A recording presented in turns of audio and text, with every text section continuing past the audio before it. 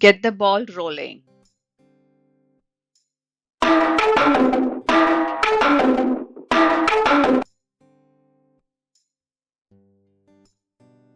Get the ball rolling means to start something, especially a project, activity, or process. Let's look at some example sentences.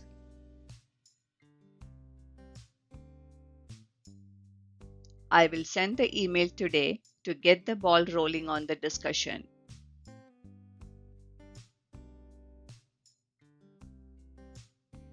Nobody was dancing at the party, so Mark went out to the floor to get the ball rolling. Let's do an exercise to better remember the idiom.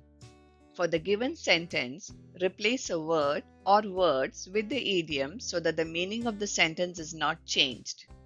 You have 5 seconds. Pause the video if you need more time.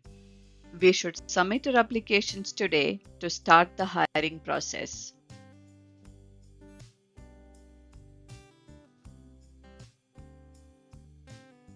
We should submit our applications today to get the ball rolling on the hiring process. Now it's your turn. Write a practice sentence in the comments. If this video helped you, like, share, and subscribe for more idioms like this. Thanks for watching.